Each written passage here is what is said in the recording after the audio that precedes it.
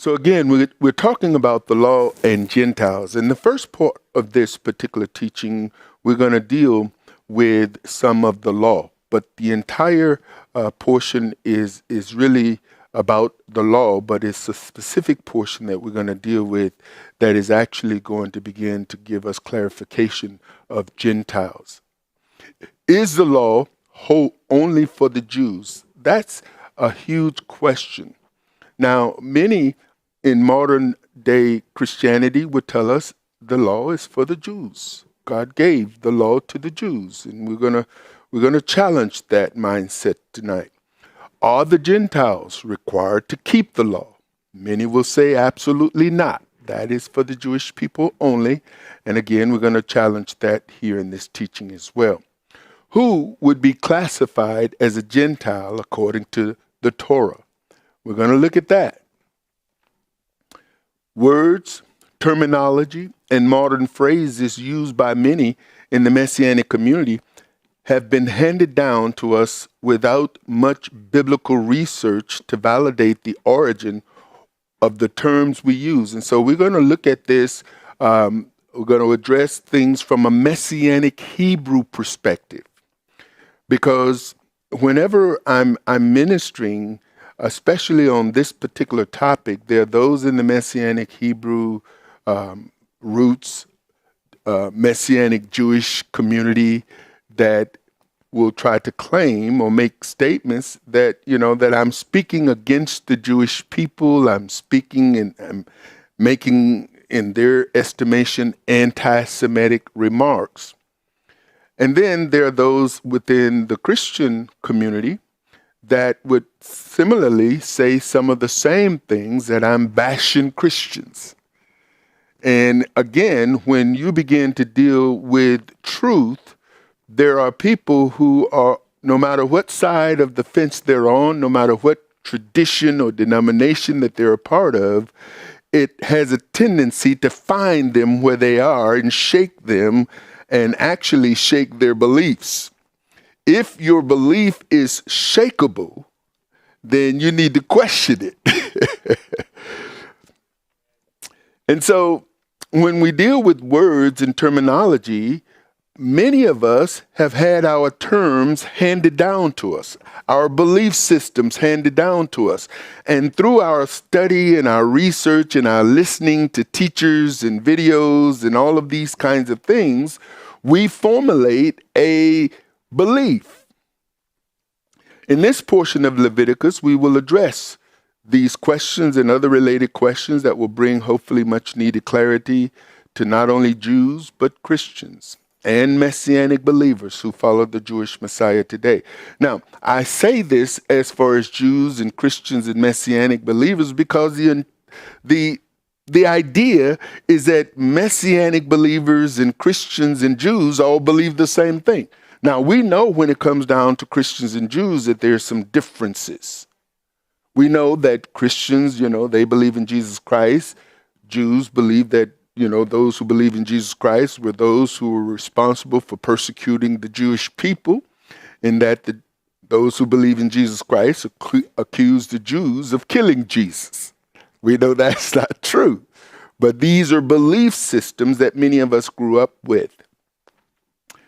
In Leviticus chapter 24, verse 1, and we'll start off with that, Jehovah spoke unto Moses. And we often say, especially since we've been going through Leviticus and Exodus, that Jehovah spoke, Moses wrote. It's so important that we don't attribute that which Jehovah spoke to Moses. And this is what our traditions that I grew up in Christian church, in the denominations that I were a part of, is that the law was the Mosaic law. By calling it the Mosaic law, then the law now is attributed to Moses. Moses wrote what Jehovah spoke. And when we listen to what Yeshua said, man shall not live by bread alone, but by every word that proceeds from the mouth of Jehovah. Jehovah spoke the law to Moses. So the law which Jehovah spoke came forth out of his mouth. But oftentimes when New Testament people make those statements, they're referring to the New Testament, and that everything that is in the Old Testament came from Moses, and all of that stuff has been done away with because it came from Moses. It didn't come from the mouth of Jehovah like the word supposedly came through Yeshua. The fact of the matter is that everything Moses wrote in Genesis, Exodus, Leviticus, Numbers, and Deuteronomy, it came forth out of the mouth of Jehovah. And we see here in verse 1, Jehovah spoke unto Moses, saying, command the children of Israel that they bring unto thee pure oil, olive, beaten for the light, to cause the lamps to burn continually. So the children of Israel were to bring the oil for the tabernacle to Moses, and he would give it to the priests. Now, after Moses and Aaron, the people would simply bring the oil, and whoever the priest in charge was would take it, and they would use that oil for the tabernacle and especially for the candelabra that was used without the veil of the testimony. And so they were to bring it without the veil in the tabernacle of the congregation, and Moses will give it to Aaron, as I will say, and Aaron will order it from the evening unto the morning before Jehovah continually. It shall be a statute forever in your generations. And so we see this word order here is that Aaron would receive it and he would arrange it. Now, the candlestick was lit with oil. This is what gave light in the tabernacle. So the oil would be taken. Moses would give it to Aaron while Moses and Aaron was in office. Aaron would arrange it. He would prepare it. He would set it in order. And this was to be done continually. Aaron was responsible for ordering it or arranging it. And the oil, as I stated, was used for the lampstand, because here in verse 4 it says, he shall order the lamps upon the pure candlestick before Jehovah continually. So that lamp was to never go out. In verse 5 it says, and thou shalt take fine flour and bake 12 cakes thereof. 2/10 deals shall be in one cake, and thou shalt set them in 2 rows, 6 on a row, upon the pure table before Jehovah. And that would go on the table of showbread. You shall put pure frankincense upon each row, that it may be on the bread for a memorial, even an offering made by fire unto Jehovah. And so we see that when it came to the oil and the bread and the fire, that this was the responsibility of the priests. The priests were responsible for taking whatever the people presented, and then they would select and use that for the temple or tabernacle service. Every Sabbath he shall set it in order before Jehovah continually, being taken from the children of Israel by an everlasting covenant. And so the bread would be changed every Sabbath. Every Sabbath they would take out the old bread and then put the new bread, and that bread would be in the tabernacle for a whole week. Once the bread is removed after being in the tabernacle on the table of showbread for the week, then those 6 loaves would be distributed among the priests. The priests could eat that bread, but only afterwards. And so every week the priest would get at least bread that is a week old. Now it's not old because it's holy. And only the priests were permitted to eat it. And it shall be Aaron's and his sons, and they shall eat it in the holy place, for it is most holy unto him of the offerings of Jehovah made by fire by a perpetual statute. And the son, now we get into, this is where it gets quite interesting. And the son of an Israelitish woman, whose father was an Egyptian, went out among the children of Israel. And this son of the Israelitish woman and a man of Israel strove together in the camp.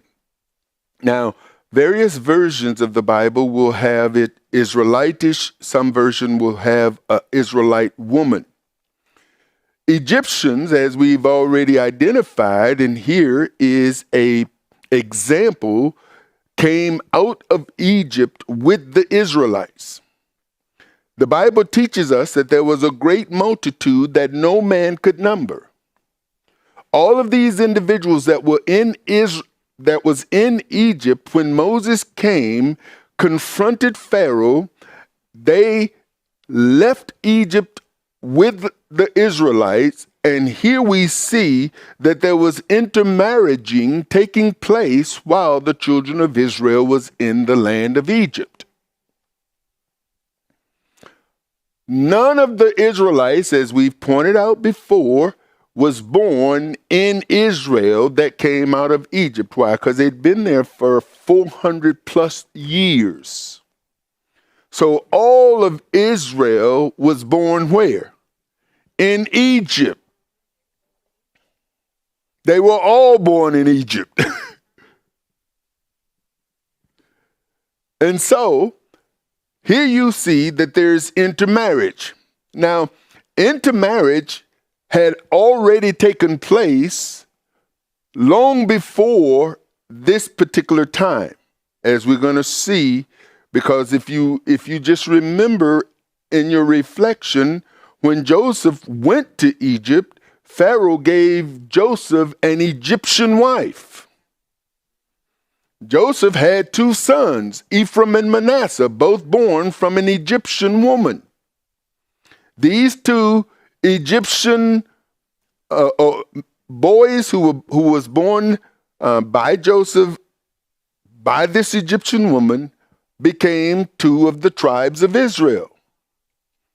These two tribes of Israel is the modern day New Testament land of Samaria.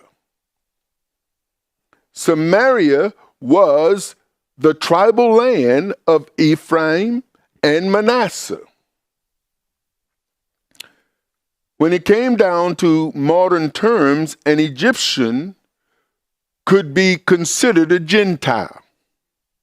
Now, it's important to note this because according to the terminology, a Gentile is a non-what? A non-Jew. By the time we get to New Testament, we have what? Jews and Gentiles. Jews are not Gentiles, and Gentiles are not Jews. Gentiles who convert to Judaism in the New Testament, according to the book of Acts, are called a proselyte. This is a Gentile who converted to Judaism, not a Gentile who decided to keep Torah. Gentiles who kept Torah in the New Testament, or we don't see them in the New Testament per se until you get into the ecclesias, the congregations that Paul wrote to. But Gentiles or non-Hebrew, non-Israelite people in the Old Testament who kept Torah was called strangers. So you had strangers and you had Israelites. In this particular case, you got an Israelitish woman. Now, why she's called an Israelitish woman, it just, I can't find a Hebrew word for Israelitish woman or Israelitish that was different than a Israelite. However, the word Israelitish is used only 3 times in all of Torah, and in every case, it's all right here in Leviticus chapter 24 in reference to this woman. And so we know that if we were to look at it in modern terms, a Egyptian would be a Gentile. Language and terms used to identify people groups have changed drastically over the millennia. And so when we come into the picture, from a New Testament perspective, as I said, there are two classes of people, classifications of people in the New Testament, and that's Jewish, Jews, and Gentiles. The English translation of the word Gentile is only found once in the Torah. Now, what's interesting is that the word Gentile is found one time in the Torah. The word Jew is not found any times. Now, when I say the English translation, the Hebrew for Gentile is found many times, or the Hebrew word that is translated into the English word Gentile is found many times, but the English translation of the word Gentile is only found one time in the whole Torah. So I find that strange to begin with, that Gentile is found once, Jew is not found at all. No Jews in the Torah. None.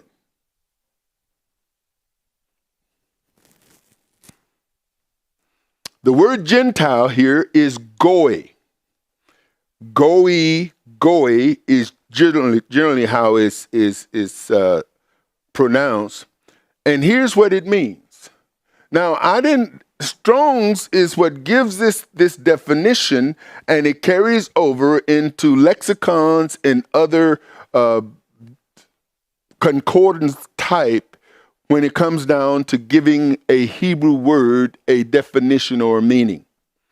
So the meaning for Gentile, goy, and I believe it's Genesis 10:31, which is the only place that it is found.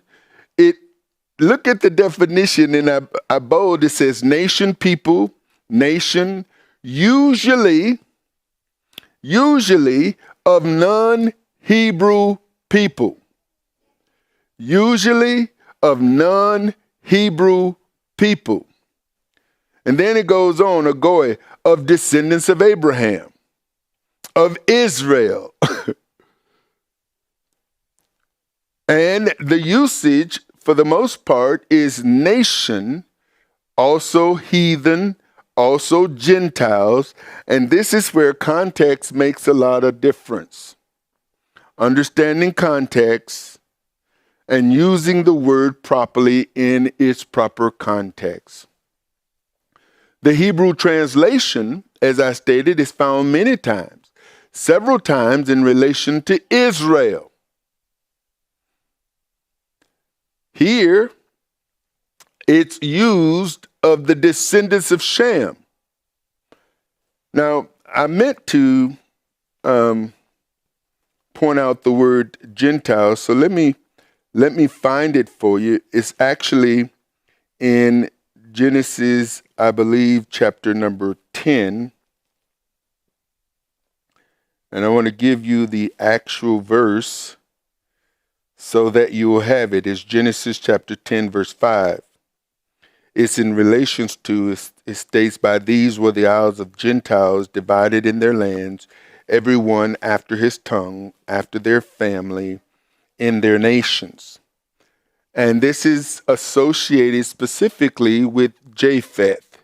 It's speaking of the descendants of Japheth. And here it uses the word Gentiles. But when we look at the definition of Gentile, we know that it's the word what? Goy. So we know that Israel came from Shem. Noah had how many sons? 3. Ham, Shem, and Japheth. In reference to Japheth in Genesis chapter 10, verse 5, it uses the term Gentile. But in reference to Shem in Genesis chapter 10:31, these are the sons of Shem after their families, after their tongues, in their lands, after their nations. Nations. So it uses the term Gentile. Now, who's selecting these terms is a mystery to me, because we have the translations. That's what we have. We have the translations of words. So why they associated Gentile to Japheth and nation to Shem, I can't explain that. All I know is that that is how it's translated. But when I look at the Hebrew word, I see the same word. It only changed when I look at the English translation. And I would say that this now should, first of all, it raises a flag for me. So these are the sons of Shem after their families in reference to nation. Now remember where it says that Abraham would be the father of many nations? Who said that? Jehovah. Genesis chapter 17 verse 5, it says, when he changed his name, it says, neither shall your name anymore be called Abraham, but your name shall be, or not called Abram, but your name shall be Abraham, for a father of many nations, Goy,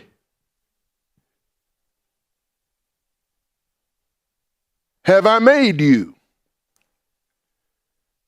Verse 6, and I will make thee exceeding fruitful, and I will make nations, Goy, same word we get Gentile, only used once in the English translation, but used many times. In fact, as far as nations, it's used 374 times.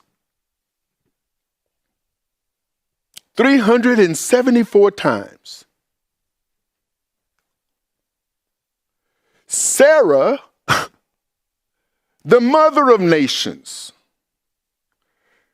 Verse 16, Genesis 17. And I will bless her and give thee a son also of her. Yea, I will bless her, and she shall be a mother of what? Nations. A mother of Goy. Kings of people shall be of her. Now here's where it really gets sticky. How many children did Sarah have? One. What was his name? Isaac. How many children did Isaac have? Two. What was their name? Esau and Jacob, whose name was changed to Israel. So Israel was from Abraham, Isaac, and then, of course, we know that Isaac came from Sarah, and she would be, what did he say? A mother of nations. So for her to be a mother of nations, it would mean that whatever came out of her loins, out of her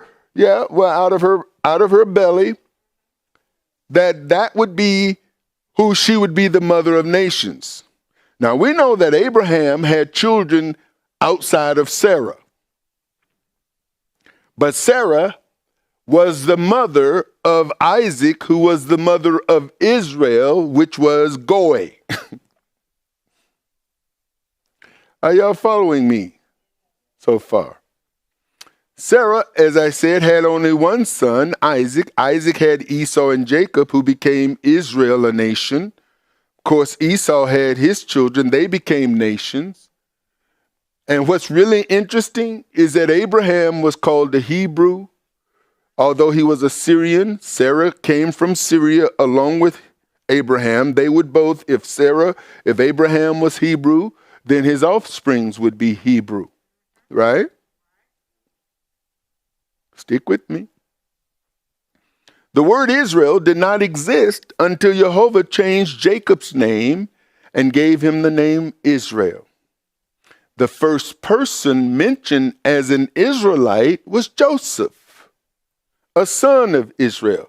So Israel was not an Israelite.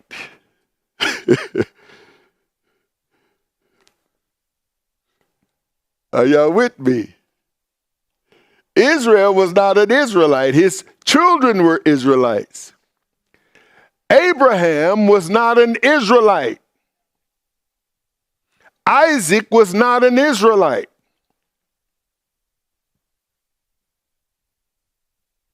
Can I also tell you, Israel was not a Jew.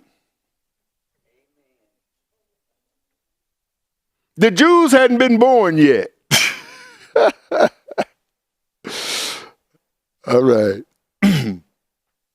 The first mention of a person called a Jew is in association with the exile. And this is in reference to the house of Judah. Judah was a descendant of Israel. He was a child, a son of Israel. The Jews came from who? Judah. The first time they're referenced, an individual is referenced as a Jew, is in Babylon. In Babylon, there was a fellow by the name of Mordecai. He was the uncle of Esther. And so in Esther 2:5, now in Shushan, the palace, there was a certain Jew. The first time the word Jew is mentioned is in 2 Kings. It's not mentioned prior to that. And even though, get this, even though David was from the tribe of Judah, David was not a Jew. A Jew is a term that is given to the people of the land of Judah that had been taken from Judah into exile, into Babylon, and they were given the name Jew by the Babylonians, not by Jehovah. And so we'll see the tribe of Judah, we'll see the land of Judah, that would later become the land of the Jews. But it was the land of Judah. To say that Abraham or Isaac was Israelite or Jewish would be biblically incorrect.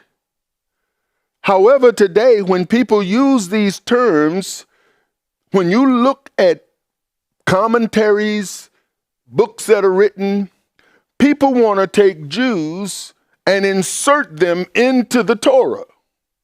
They weren't there.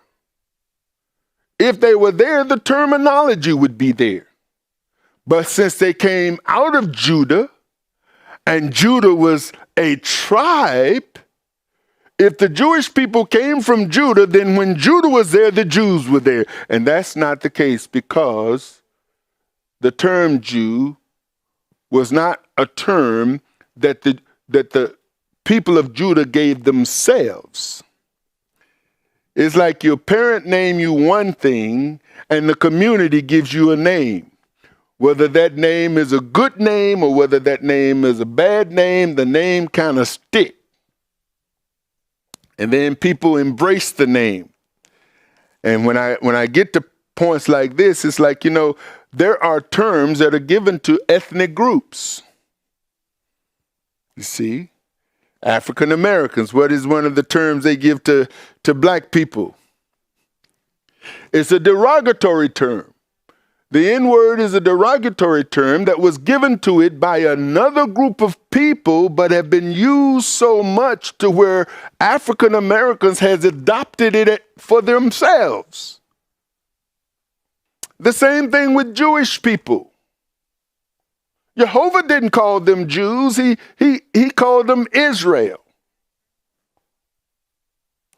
Israel is not the homeland for the Jews only. Israel is the homeland for Israel. All of Israel, including the multitude, because the multitude that came out of the land of Egypt came to the foot of the mountain. And now we see that they're intermarried among the people of Israel. And in this particular place, they're identifying this particular woman as an Israelitish. But Abraham was a Goy, and the father of many Goys, including Isaac and Israel and all their descendants. And here's a side note. Abraham's first child was from an Egyptian woman named Hagar. She gave birth to a son named Ishmael, whose father was Abraham the Hebrew. Now, if Ishmael's father was a Hebrew, what would that make Ishmael? It would make him Hebrew. But modern day people have made him Muslim. They said the Muslims came from Ishmael. Now, those of us who have actually read the Torah, who know what the Torah teach, know that that Abraham was chosen by Jehovah because Abraham would teach his children his laws, his commandments, and his statutes. Everybody in Abraham's house learned the law. They learned the law that God gave Abraham, the commandments that Abraham, remember the covenant of circumcision? Abraham was given the covenant of circumcision, but it wasn't just Abraham who was circumcised. Abraham circumcised everybody in his house. Now, if circumcision is the covenant by which one becomes a Jew or an Israelite, there were no Israelites when Abraham was circumcised, and there were no Jews when Abraham was circumcised, and yet everybody in Abraham's house was circumcised. The slaves that he bought with money, those who were bought in his house, all the men. And so there are people who want to say that circumcision is Jewish.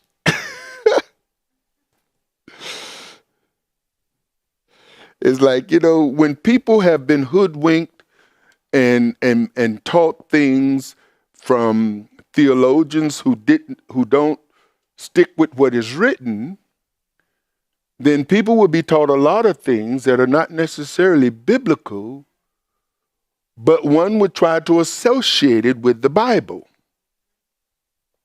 When we look at what is biblical and stick with what is written, we won't be fooled or deceived by ignorant and unlearned individuals who are waiting to deceive with their doctrines. These doctrines is what separates people and keep them separated. Denominations. Abraham married Keturah. Remember after Sarah died? Now, Abraham's first child was Ishmael. Then Sarah got pregnant and gave him Isaac. After Sarah died, he married another woman named Keturah. Her ethnicity is not known, but we know that she was, what? Northern? No, it should be not. We know she was not. See, this is what sometimes that spell checker, it just changes word. But anyway, we know she was not Israelite, nor was she Jewish. She gave birth to 6 sons by Abraham the Hebrew. So if Abraham was Hebrew, then Ishmael was Hebrew, Isaac was Hebrew, and then the son she had with Keturah would have been Hebrew. Why? Because they take on the nationality or the identity of their father. Jehovah told Abraham the Hebrew that he would be the father of many nations. That would mean that every nation Abraham the Hebrew became father of would have been a Hebrew nation. Not an Israeli nation or a Jewish nation, but a Hebrew nation. Now, Israel may be called a Jewish nation, but biblically it is classified as an Israelite or a Hebrew nation. And it gets even muddier. The people of modern Hebrew go by the term Israeli or Jewish, but they speak Israeli Hebrew. They don't speak Jewish. Now, people will attribute the Jewish language as if there's a language that is Jewish, but the language is Hebrew or Israeli. In the Old Testament, the term and usage of the word Jew or Jews was always associated with the tribe of Judah and the land of Judea. In the New Testament, the Romans applied the term Jew, Jews, and Jewish to all Israelites. This is where it comes from, the Catholics. You see, if you remember when Yeshua, who they called King of the Jews, that on the placard that was over his head was 3 languages. Remember what they were? Hebrew, Greek, and Latin. Hebrew, Greek, and Latin, not Jewish. Why? Because Yeshua, although he was from the tribe of Judah, he was Hebrew.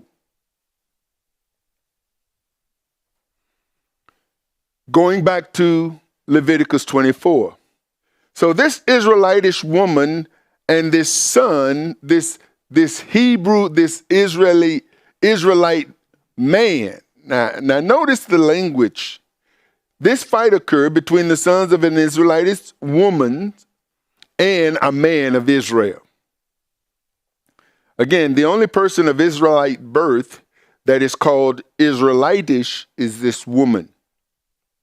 And I'm meditating, searching, looking at Jewish commentary, Hebrew commentary, looking into the Hebrew, just trying to find something that distinguishes Israelitish from Israelite. And I couldn't. As far as words are concerned, as far as terminology is concerned, except it's there. It's specifically there in certain versions of the Bible. Israelitish here is Israelitis, see Israel, God prevail, and its definition is a female descendant or inhabitant of the nation of Israel. So that means that all Israelite women should be identified as Israelitish. But it's only associated with this woman. It's the only place in the entire Bible that it is used. There's no explanation given why she is called by that term. The only information beside her being called that is that she is married to a man that is not an Israelite. This is the distinguishing factor.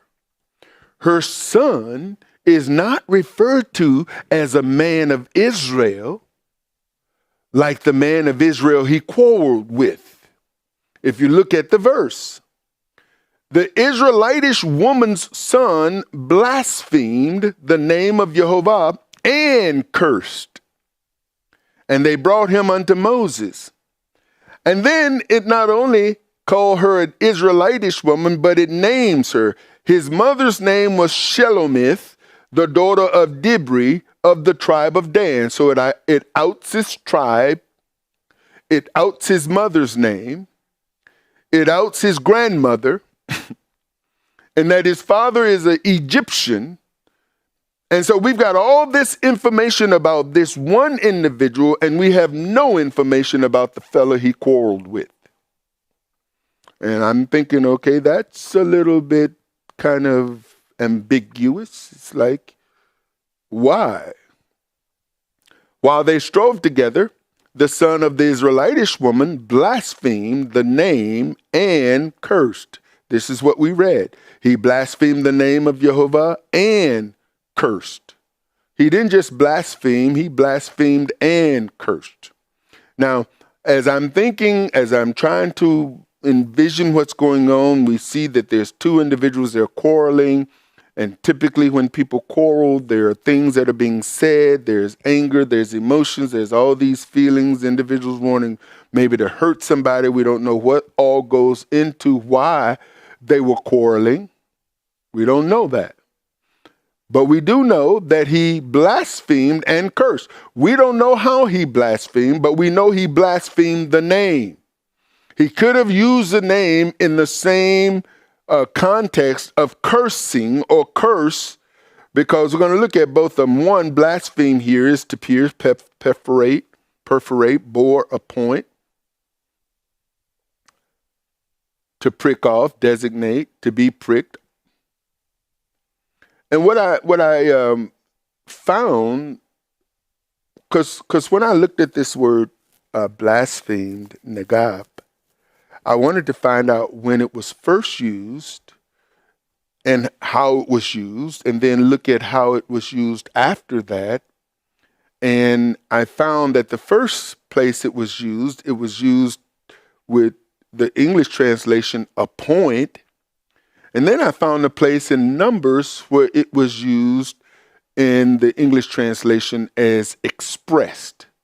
In other words, in that particular portion where the word was used in Numbers, it was after they had named a man from every tribe, and their name was expressed, indicating their name was called out, suggesting that this Israelitish man called out the name of Jehovah.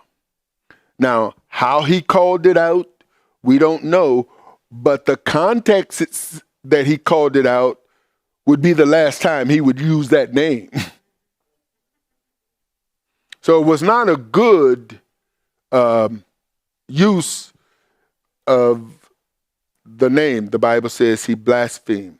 And then this word cursed, meaning to be slight, be swift, be trifling, be of little account.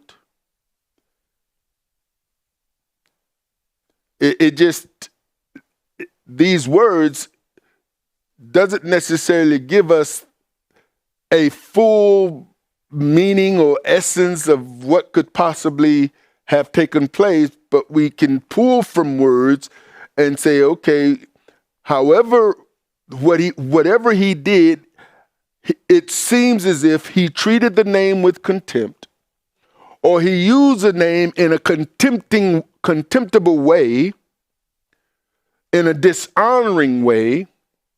And when somebody heard him say what he said, the way he said it while he's in a fight, they say, uh-oh, he's misusing the name. And all they know to do is to bring the man to Moses. You see. The son's Israelitish mother and what tribe she was from, as I stated, was named, but the mother or the father of the man of Israel is not named, nor is his tribe. So the translation here says, okay, here's this family, this boy, and here's this boy. Now, we're going to tell you everything about this one. We know that his daddy is Egyptian. His mother is from the tribe of Dan. And so he's not a full, he's a mixed child.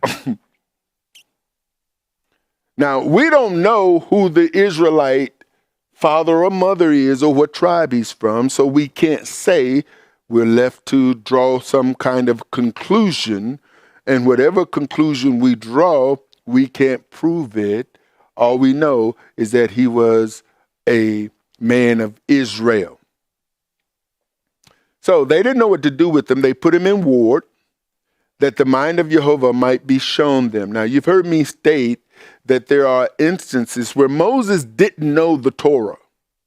Moses knew what Father had given him to write and what to speak to the people, but his understanding of it and what to do in certain cases had not necessarily been clearly articulated, because here's another position to where now Moses is going to have to go and inquire of Jehovah as to what to do.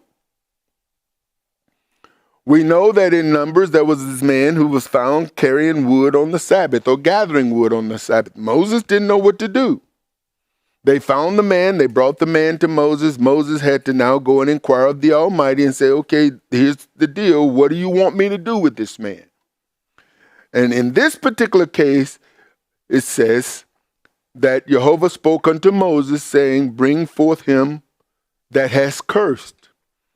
Now, he didn't say bring him that has blasphemed, but him that has cursed. So we know exactly who he's talking about. And he could have said him who blasphemed, bring him outside of the camp. And then notice what he said. Let all that heard him, let everyone that heard him lay their hands upon his head, and then let all the congregation stone him. Now you see what's going on here? Probably not. But when you look at the context of what is being written, one, some individuals saw the fight. They were witnesses. They could say, if there's a trial, put them on the stand, and they could say, yep, I saw it. I'm an eyewitness. So there's that group of individuals. They're the ones who heard him speak and know what he said, and they could testify. And as a result, they are the ones who will lay their hands on him, identifying that, hey, I am a witness to this. But then there's this other group. It says, let all the congregation stone him. Now, a person who is not paying attention and who's not listening to me lay out what I just laid out will draw the conclusion that everybody in the congregation is Israelites. The fact of the matter is that's not the case. The other thing is the choice of words. It didn't say let all of Israel stone him, but let all the congregation stone him. Question, was the mother a part of the congregation? Was the Egyptian a part of the congregation?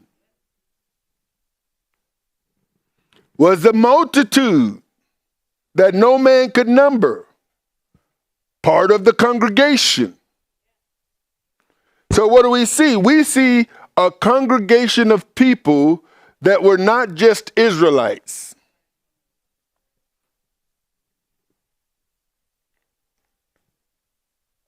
Are you with me? All the congregation. The word there, congregation, is gathering, assembly, multitude, the people. So we've got this multitude of individuals, and then Father is going to be very clear, and with his clarification and instruction, we can bring all of that to today because he is the same.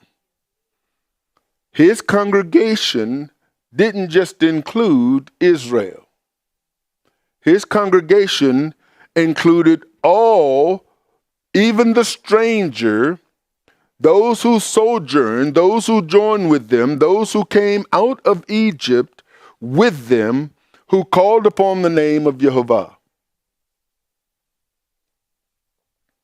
So the congregation consisted of all the people who came out of Israel, including the great multitude.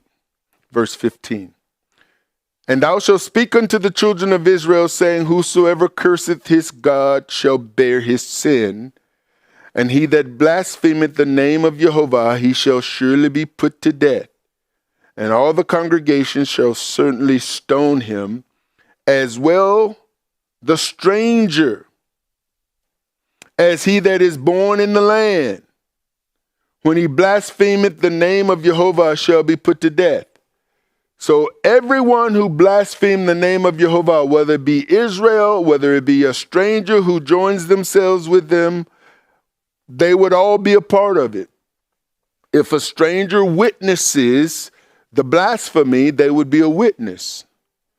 They would be also the one to lay their hands and stone all the congregation and the stranger.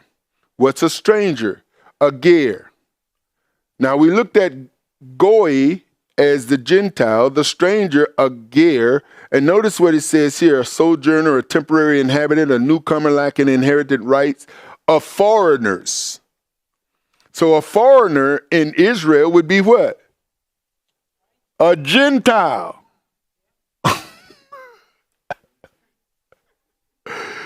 So you got the goy and the ger. Now, by the time you get into the New Testament, they're all Gentiles. Because the term has changed over millennia. Because now there's two things that happen. All of Israel now become Jews, and all non-Jews become Gentiles. All because of how we've been instructed, while what is the instructions given, laid out in Scripture, is not how we look at things, but how we should look at things. And when people like me try to point it out, then why are you being so specific, brother? Well, because the Scripture's specific. If I don't deal with the specific and stick what is written, then you can change. You could put things in my head that is not in accordance to what is written, and I'll start believing things that I can't prove from the Scripture. And the moment somebody says to you, like me, who said things to you, then, now you're getting technical. Well, you be getting all technical with talking about why ain't y'all doing sacrifices and you can't keep the law and the law is for... It's like, where you all getting all that stuff from? Teachers, preachers, teachers and preachers. Not teachers and preachers that are being taught by the Holy Spirit, but teachers and preachers that have been taught in their colleges, in their Bible colleges, in their seminaries, in their churches, and in their denominations. If we go to what is written, we will not be at the mercy of people trying to teach us things that ain't written. And now you got people who love God practicing things that are not even in the Bible, while rejecting what is in the Bible.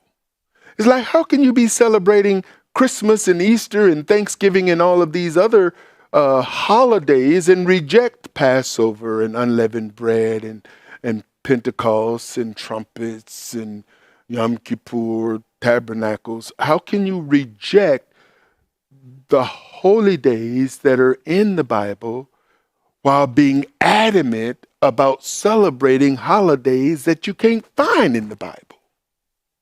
That's what religion does to people. It teaches them to practice things that you can't find while ignoring and rejecting that which is clearly written. And when you try to point people to what is written, here's where that's not how I believe. Well, that's not what I believe. Well, how'd you get your belief? Where did your belief come from? If it came from the Bible, then you would believe what the Bible teach. Find Christmas in the Bible. You can't find it. Find Easter in the Bible. You will find one word in the Bible that is Easter if you're reading the King James, and Acts chapter 12, I think is around verse 4, but when you look it up in the concordance, is the Hebrew Pesach, which is the word Passover. So people who claim to find Easter in the Bible have been given Easter by the Catholic Church, who have covered over Passover. And so if a person is going to truly celebrate what is biblically referred to as Easter, what would they be doing? They would be keeping the Passover.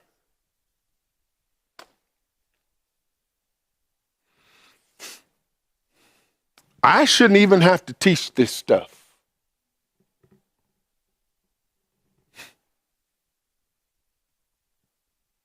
Verse 17. And he that killeth any man shall surely be put to death, and he that killeth the beast shall make it good, beast for beast. And if a man cause a blemish in his neighbor, as he has done, so shall it be done unto him. So what is he saying? If you kill somebody, you're going to be put to death. If it's an accident and you get to a city of refuge, then okay, you'll be safe. But if you don't get to a city of refuge in time, then you're going to be put to death. Why? Because you killed a man, and therefore your life is required. If you kill a beast, it shall make it good. In other words, if I kill my own beast, I don't have to do nothing about it. But if I kill my neighbor's beast, I have to now restore it. I have to replace it. I have to make some kind of restitution because I took something, the life of something that didn't belong to me. It belonged to someone else. And if a man cause a blemish in his neighbor, as he has done, so shall it be done to him. In other words, if he calls him to lose his eye, he loses his eye. If he calls him to lose an arm, he loses his arm. Whatever the issue, whatever was taken from the neighbor, then it would be required, or some kind of agreement for restitution would be made. Your neighbor may say, I know it was an accident, you took my eye, so although I got the law to take your eye, then what I would want from you is you pay all my bills. You know, surgery, if I can, you know, a fake eye. And then, of course, all the income that I lost because I can't see, you would be responsible for. Or we could just take your eye and call it even.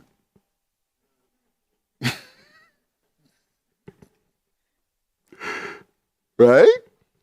Breach for breach, eye for eye, tooth for tooth. As he has caused a blemish in a man, so shall it be done to him again. And he that killeth the beast, he shall restore it. And he that killeth the man, he shall be put to death.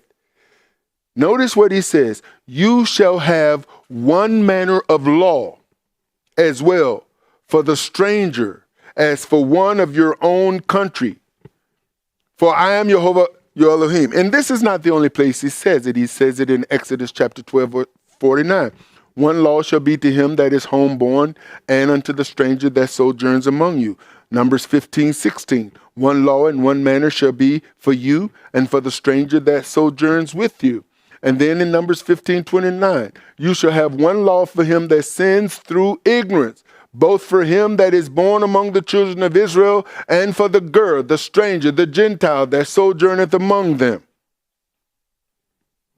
From the very beginning, Jehovah's commandments was for all his people. Everybody who called upon the name of Jehovah, his law is for them. Why? Because within his law contains blessings for those who obey it, curses for those who disobey it. Now,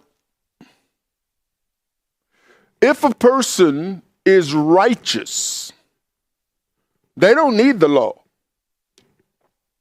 Why? Because the law wasn't written for the righteous. It was written for the lawbreaker. And who is that? That's all mankind.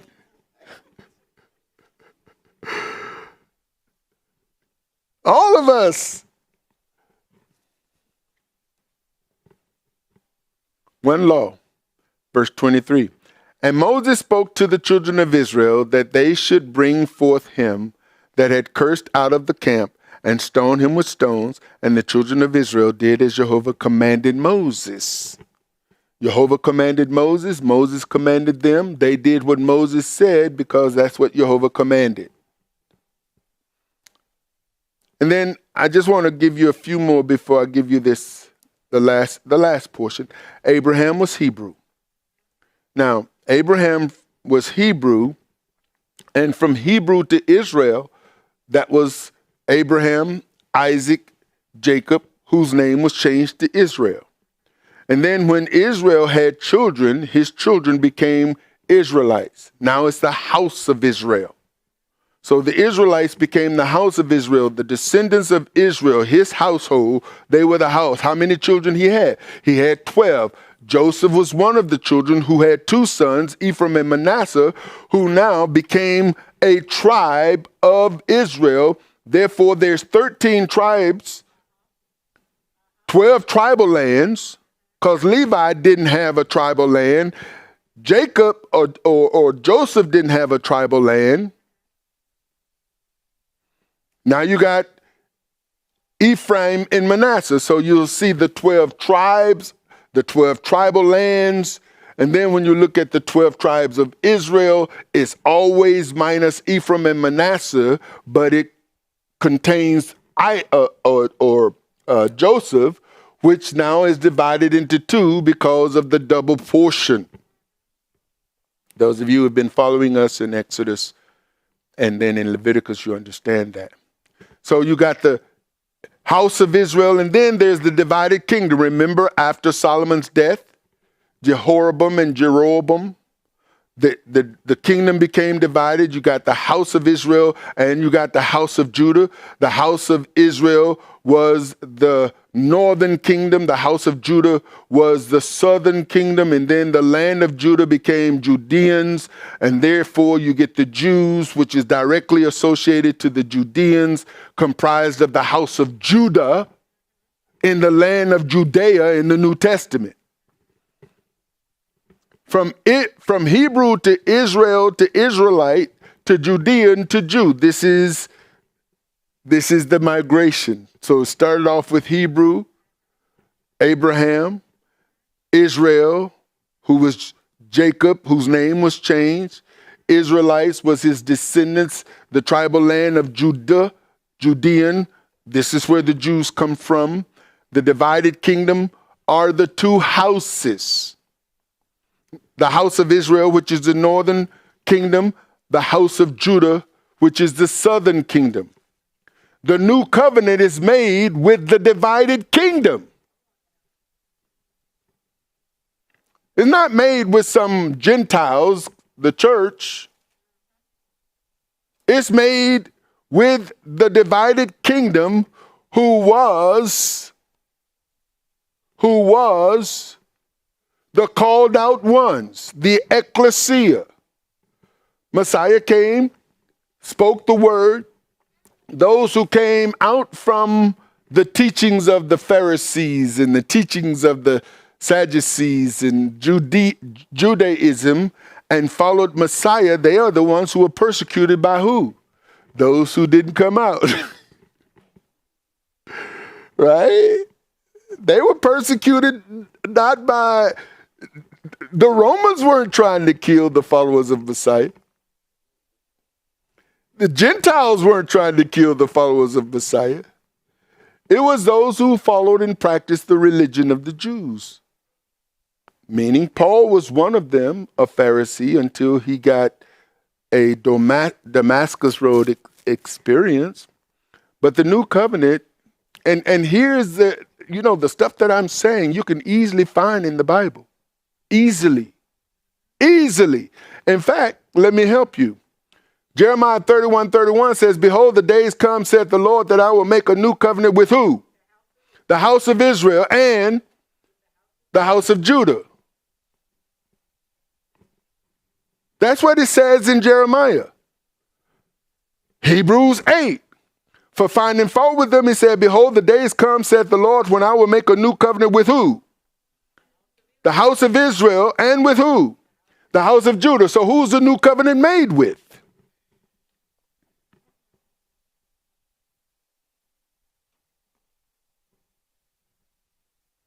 Let the religious people tell you there's a replacement that is taking place. The followers of Jesus, well, his mama didn't name him Jesus. She called him Yeshua. He was the Messiah. So the followers of Messiah would be called Messians, not Christians. They would be called the followers of Messiah, not the followers of Christ. The Romans gave Yeshua the name Jesus and gave him the title Christ, which is not a name, and then attributed the definition of Messiah to Christ and the definition of Yeshua to Jesus. And we saw this exposed in Romans, in John chapter 4, when Yeshua came across this woman of Samaria. In fact, I think it would be a good time to just point that out while we're at it.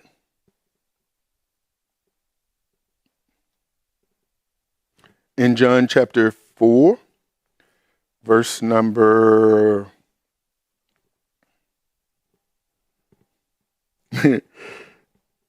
verse number 45. See, theologians get exposed, translators get exposed, and here's one of those exposures for anybody who's paying attention. Yeshua says to the woman, God is spirit, verse number 24, and they that worship him must worship him in spirit and in truth. The woman said unto him, I know that Messiah cometh, which is called Christ. Messiah, which is called Christ. Now, wait a minute. Isn't Christ and Messiah the same? Why is Messiah, which is called Christ? It is the exposure of translators. This is where they try to do a little switcheroo in the language, because if Christ and Messiah is one and the same, why is the Messiah now being called Christ?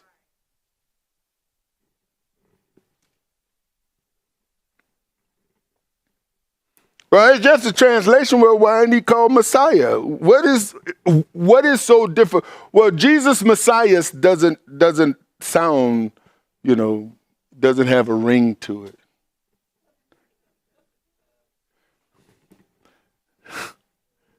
It's like, how do we get Christmas in Messiah? We can't. You can't get Christian in Messiah. You can get Christian in Christ. You can get Christmas in Christ. You can get all things Christians, but you can't get that in Messiah.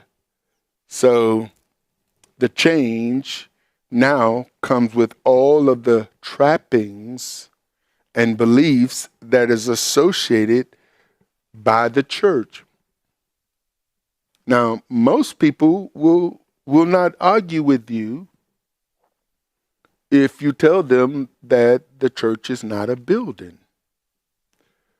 But when they use the term church, it's always in reference to a building. So if it's not a building, why you use it in reference to a building? Because that's what you believe, it's the building. And the building's got a name, and the name is from the denomination. And so people go to church instead of being the church, which is what we're called to be, called out. Called out from what? Called out from the things of the world, and where we're walking in harmony with the Almighty, keeping his commands. Because if he is the king, then who makes the laws for the kingdom? Who make the rules? How are we supposed to live, and how are we governed? What are we governed by? We're governed by the laws of the kingdom. The kingdom of what? Men? No, the kingdom of heaven. Messiah came to bring the kingdom of heaven to earth. There are plenty kingdoms in the earth. These are the kingdoms of men, ruled by men, with laws made by men to govern men. But the King of Kings are not subjected to the laws of men to govern men, and those who are part of his kingdom now have dual citizenship with the kingdoms of the world that we are living in, but our allegiance is to the King of Kings, because he is the one that every knee is going to have to bow to. Won't have to bow to Donald Trump. Won't have to bow to Joe Biden. Won't have to bow to any other. And even the people of the UK don't have to, well, they do curtsy when the Queen. Now I wonder I guess they have to bow when the king comes. But that's the kingdom of men. Our bowing should be to the King of Kings. In fact, he's the only one we should be bowing to. All Israelites were Hebrews, but not all Hebrews were Israelites. Not all Israelites were Jews. Only Judah were called Jews, until the Roman classified all Israel Jewish and Jews. The New Testament Roman Catholic theologians and later the Protestant theologians made the distinction of Jews and Gentiles. Gentiles were classified the non-Jews, but as we've already examined in the Torah, the word Gentiles, the Hebrew goy, is also the translation for nations, were all people, including Abraham, Isaac, and Jacob, as well as all of Israel and the nation of Israel. Sarah, the whole kit and caboodle. So I'm going to stop there because I can go on with this, but I think the point has been made.